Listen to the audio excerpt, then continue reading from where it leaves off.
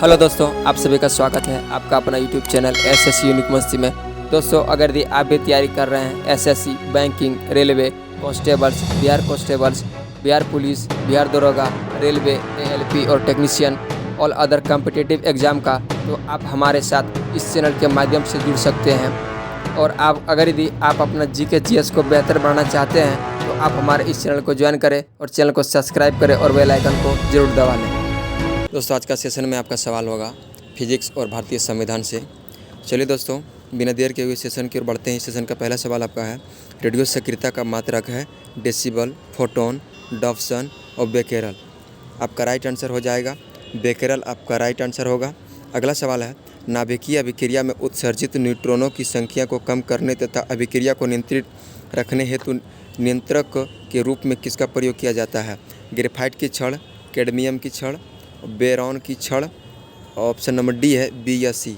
आपका right answer हो जाएगा आपका ग्रेफाइट की छड़ और कैडमियम की छड़, आपका राइट आंसर हो जाएगा। अगला सवाल आपका ये रहा। अगला सवाल आपका है, भारत ने अपना पहला भूमिगत नाभिकीय परीक्षण किस तिथि को किया था? ऑप्शन है 8 मई 1984, 18 मई 1974, 17 दिसंबर 1998, 5 जून 1967। आपका राइट आंसर हो जाएगा 18 मई 1974 को भारत ने अपना पहला भूमिगत नाभिकीय परीक्षण का तिथि उस दिन किया था। 18 मई 1974 को ही किया था। अगला सवाल है, हाइड्रोजन बम निम्नलिखित में किस सिद्धांत पर काम करता है? नाभिकीय संलयन, नाभिकीय विखंडन और विद्युत चुंबकीय प्रेरण और तापीय प्रभाव। आपका सही जवाब हो जाएगा नाभिकीय संलयन पर आपका हाइड्रोजन बम काम करता है। हाइड्रोजन बम का सिद्धांत यानी नाभिकीय संलयन पर होता है। आपका अगला सवाल होगा, परम शून्यता पर अर्धचालक किसकी भांति व्यवहार करेगा? एक अब ऑप्शन है, एक आदर्श कुचालक, एक आदर्श चालक, अतिचालक, इनमें से कोई नहीं। आपका राइट आंसर हो जाएगा ऑप्शन नंबर ए, आपका एक आदर्श चालक पर परम शून्यता अर्धचालक की भांति काम करता है। अगला सवाल है, एक नाभिकीय रिएक्टर में भारी जल का क्या कार्य होता है? न्यूटन की गति को कम करना, न्यूटन के गति को बढ़ाना, रिएक्टर को ठंडा करना, नाभिकीय क्रिया को रोकना। आपका सही जवाब होगा न्यूटन गति को कम करना, आपका राइट आंसर हो जाएगा। अगला सवाल आपका ये रहा, गॉड पार्टिकल है न्यूट्रॉनो, हिग्स बोसॉन, मेसॉन और पॉजिट्रॉन। आपका राइट आंसर हो जाएगा हिग्स बोसॉन, आपका राइट आंसर होगा। अगला सवाल है, प्रकाश विद्युत प्रभाव परिघटना की व्याख्या निम्नलिखित में से किसने की है? ऑप्शन है max Planck, Albert Einstein, Niels Bohr और अर्नेस्ट रदरफोर्ड। आपका सही जवाब हो जाएगा अल्बर्ट आइंस्टीन, आपका राइट आंसर होगा। आपका अगला सवाल ये रहा। अगला सवाल है, निम्नलिखित में से कौन सा विद्युत ऊर्जा का प्रकाश के रूपांतरण नहीं करता है? मोमबत्ती, प्रकाश उत्सर्जक, डायोड, लेजर और टेलीविज़न सेट। आपका राइट आंसर हो जाएगा मोमबत्ती, आपका राइट आंसर होगा। अगला सवाल है, निम्न विकिरण प्रकारों में से किसके सर्वाधिक ऊर्जा होती है? दृश्य किरणों में, एक्सरे में, अल्ट्रावायलेट में और इंफ्रारेड में। आपका सही जवाब हो जाएगा एक्सरे, आपका राइट आंसर हो जाएगा। अगला सवाल आपका ये रहा, फोटो वोल्टेज सेल से संबंधित है? नाभिकीय ऊर्जा से, भूतापीय ऊर्जा से, सौर ऊर्जा से और पवन ऊर्जा से। आपका सही जवाब हो जाएगा सौर ऊर्जा, आपका राइट आंसर होगा। अगला सवाल है, किसका परमाणुीय ईंधन के रूप में प्रयोग नहीं होता है? यूरेनियम, थेरियम, प्लूटोनियम और लेड। आपका राइट आंसर हो जाएगा लेड, आपका राइट आंसर होगा। अगला सवाल है, यूरेनियम में रेडियोधर्मी विघटन का अंतिम उत्पादन है? सीसा, रेडियम, थोरियम और प्लूटोनियम। आपका सही जवाब हो जाएगा सीसा, आपका राइट आंसर हो जाएगा। आपका अगला सवाल ये रहा। आपका अगला सवाल है, प्रकाश वोल्टेज सेल के प्रयोग से सौर ऊर्जा का रूपांतरण करने के निम्नलिखित में से किसका उत्पादन होता है? ऑप्शन है प्रकाशीय ऊर्जा, विद्युत ऊर्जा, ऊष्मीय ऊर्जा और यांत्रिक ऊर्जा। आपका राइट आंसर हो जाएगा विद्युत ऊर्जा, आपका सही जवाब होगा ऑप्शन नंबर बी, आपका राइट आंसर होगा। अगला सवाल है, आपका अगला सवाल ये रहा, प्रकृति में सबसे सशक्त बल है? प्रकृति में सबसे सशक्त बल आपका है विद्युत बल, गुरुत्वीय बल, नाभिकीय बल और चुंबकीय बल। आपका राइट आंसर हो जाएगा नाभिकीय बल, आपका राइट आंसर होगा। आपका अगला सवाल ये रहा, भारतीय संविधान के किस भाग में आपातकाल से संविधान उपबंधित उल्लिखित है? भाग 11, भाग 2, भाग 10 और भाग 18।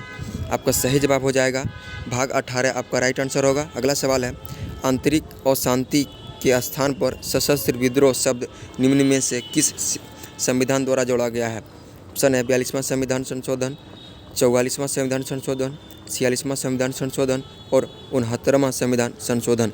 आपका राइट आंसर हो जाएगा 44वां संविधान संशोधन आपका सही जवाब होगा। अगला सवाल है, अनुच्छेद 360 के तहत घोषित वित्तीय आपात संसद के अनुमोदन की बिना अधिकतम कितनी अवधि तक जारी रह सकता है? 6 महीना, 2 महीना, 30 दिन और 6 सप्ताह। आपका सही जवाब हो जाएगा 2 महीना। आपका राइट आंसर होगा ऑप्शन नंबर बी आपका सही जवाब होगा। अगला सवाल है, संसद के एक प्रकार अनुमोदन के बाद राष्ट्रीय आपात कितने समय तक प्रभावी बना रह सकता है? अधिक से अधिक 2 वर्ष, अधिकतम 8 माह तक, अधिकतम 10 माह तक, उपयुक्त में से कोई नहीं। आपका सही जवाब हो जाएगा उपयुक्त में से कोई नहीं। आपका राइट आंसर हो जाएगा। अगला सवाल आपका ये रहा, निम्न में से किसने राष्ट्रपति शासन को मृत पत्र की संज्ञा दी? पंडित जवाहरलाल नेहरू, भीमराव अंबेडकर, केसी मुंशी और BN राव। आपका राइट आंसर हो जाएगा भीमराव अंबेडकर। आपका राइट आंसर होगा। अगला सवाल है, राष्ट्रपति शासन अधिकतम लगाया जा सकता है 1 वर्ष तक, 2 वर्ष तक, 6 माह तक और 3 वर्ष तक। आपका सही जवाब होगा 3 वर्ष तक अधिकतम आप राष्ट्रपति शासन 3 वर्ष तक लगा रह सकता है। अगला सवाल है, संसद द्वारा संकट काल की घोषणा का अनुमोदन कितनी अवधि के अंतराल होना आवश्यक है? 14 दिन, 1 माह, 3 माह और 6 माह। आपका सही जवाब हो जाएगा 1 माह। आपका राइट आंसर हो जाएगा 1 माह। आपका राइट आंसर होगा। अगला सवाल है, प्रथम आंग्ल मराठा युद्ध किसके शासनकाल के दौरान घटित हुई? कॉर्नवालिस, बैरन हास्टिंग्स, रॉबर्ट क्लाइव और रॉबर्ट बेलालजी। आपका सही जवाब हो जाएगा बैरन हास्टिंग। आपका राइट आंसर होगा। आपका अगला सवाल ये रहा, आपका अगला सवाल है, उत्साद मंसूर किसके दरबार में मुख्य चित्रकार थे? अकबर, बाबर, जहांगीर, शाहजहां। आपका सही जवाब हो जाएगा ऑप्शन नंबर सी जहांगीर। आपका राइट आंसर होगा। अगला सवाल है, द्वैतवाद सिद्धांत के प्रतिपादन कौन थे? शंकराचार्य, माधवाचार्य, रामानुजाचार्य और निम्बाकारचार्य। आपका राइट आंसर हो जाएगा ऑप्शन नंबर बी आपका माधवाचार्य। आपका सही जवाब होगा। अगला प्रश्न है, लोहार वंश का संस्थापक निम्नलिखित में से कौन था? पुष्य वर्मन, गोविंद चंद्र, संग्रामराज, कोई नहीं। आपका सही जवाब होगा संग्रामराज। आपका राइट आंसर हो जाएगा।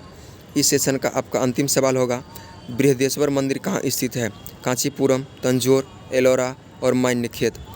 आपका राइट आंसर हो जाएगा तंजौर। आपका राइट आंसर होगा। बृहदेश्वर मंदिर आपका तंजौर में है। दोस्तों ये रहा था आज का आपका इस GK GS सीरीज़ का अति महत्वपूर्ण प्रश्न, जो कि सभी प्रतियोगी परीक्षाओं के लिए अति महत्वपूर्ण प्रश्न होगा। दोस्तों आप इस वीडियो को लगातार देखते रहें और लगातार हमारे इस वीडियो के अंत तक बने रहेंगे, तो हमें विश्वास है कि आप अधिक से अधिक हमारे इस चैनल से आप लाभ ले पाएंगे। अगर किसी भी तरह का समस्या हो तो आप हमारे कमेंट्स बॉक्स में ज़रूर कमेंट्स करके बताएँ और आप हमें सुझाव दे सकते हैं, ताकि उसमें हम इम्प्रूव ला सकें। चलिए दोस्तों, आज की सेवा को यहीं समाप्त करते हैं। हम फिर मिलते हैं नेक्स्ट वीडियो में। तब तक के लिए बाय, ऑल दी बेस्ट।